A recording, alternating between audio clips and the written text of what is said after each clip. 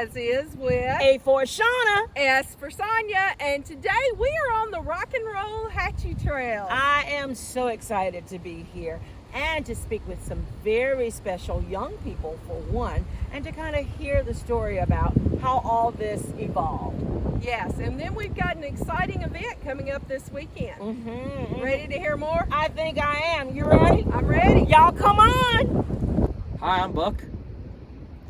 Hi, I'm Drew. I'm Wyatt, and we're at the Rock and Roll Hatchie Trails. I built 2 walking and riding bridges out on the trails where there were deep ditches that were being flooded out by water. I built some pull-up bars over there to behind A.C. Stevens bridge bench. And I built the map wall here behind us. It's going to have the map of the trails when it's finished. A few years ago, I was traveling the states mountain biking and went to a state that I didn't expect much mountain biking in, and that was Florida because it's so flat. But we visited 2 trails, 2 parks that were some of the best parks I'd ever ridden in 14 different states across the United States. And so I thought to myself, if Florida can produce a fun, engaging mountain bike trail and a park, we should be able to do something in West Tennessee. And so I came back to Brownsville and began to just talk to different city officials and county officials, and they all loved the idea, but just didn't know if there would be much interest in it locally, and gave me the go-ahead just to say, hey, go out there and see what you can produce. There are about 5 miles of trails out here. If you run it, some of the trail will be overlapping where it's an out and back trail, and some are loops, but all of it together is about 5 miles, a little bit more than that. And a lot of fun for mountain biking. Some of it is moderate, some is easy, and then there's some that's pretty difficult.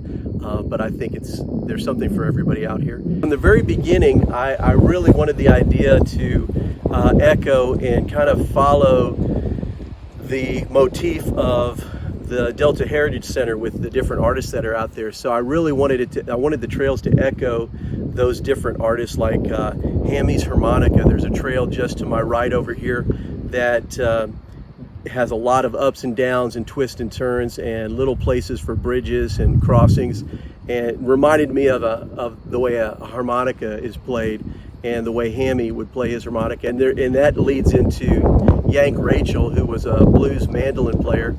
And so I built a feature over here to my right as well. It looks like the neck of a mandolin and the head of a mandolin that you would ride a bike up on, and then you drop off of it, or you could run up on it and drop off of it. It's an advanced feature. You wouldn't want to do it unless you have the skills to do it, but it just kind of, the color of having that blues, that song or that musician echoed in the trail, I thought would add more depth and meaning to it. And so I just thought naming these trails after those different artists, their work or their names, just would echo the kind of the values of the community too, that we value our heritage and who we are as a community. I thought it'd make it more meaningful. There are so many projects out here for Eagle Scouts that one of the first people that I contacted was, the Eagle Scouts, and who that was Ryan Pennell over the Scouts, and I wanted to include as many people, as many stakeholders in this place as possible, because I know that's where when you have a lot of stakeholders like the Eagle Scouts and different running clubs and bike clubs and things like that, that you have that many people enjoying it and out here having fun, that they'll also take care of it and they'll value the place. And the Eagle Scouts have been so instrumental in building signs and bridges and fixing the trail, cleaning the trail. It's really, they've added so much to it. What constitutes as an Eagle project is something that helps our community, and we looked out here at the Rock and Roll Hatchie Trails as a perfect opportunity. It was just getting started to just help out and get it rolling. An Eagle Scout project, like White said, needs to help out the community and needs to help out the people and the community needs to be able to use them.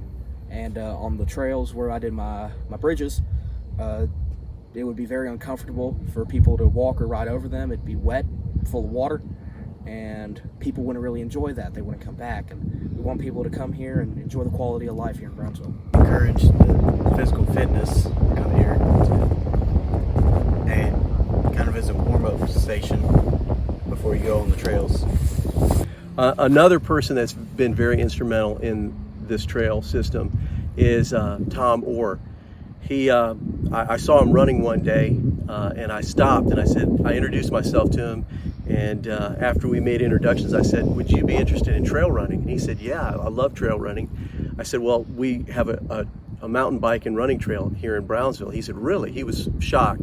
So I brought him out here and showed it to him, and he loved it immediately, and he's even taken on one of the trails he's adopted and just continued to work on it.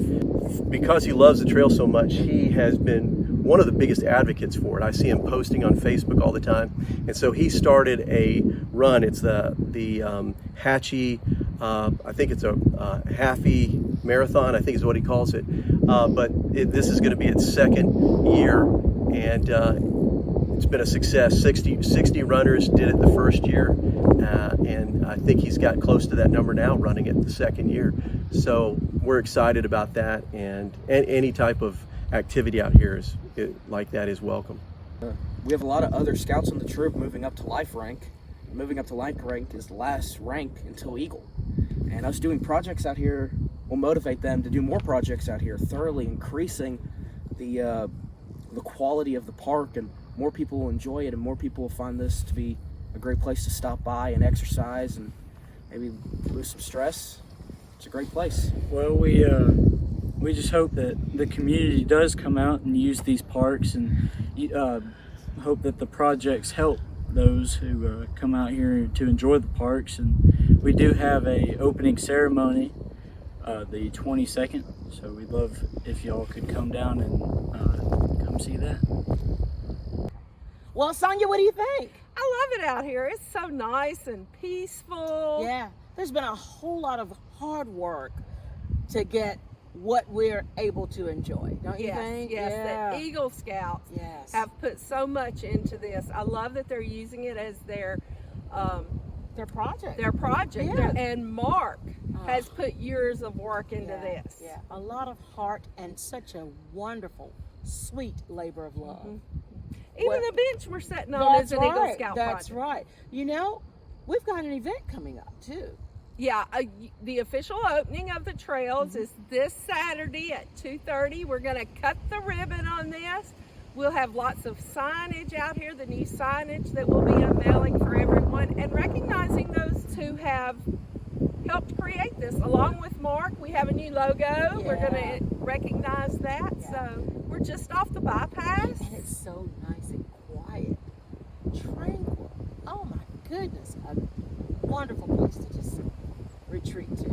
So I'll see you here this Saturday at 2:30. You better believe it. All right. Until then. Until then.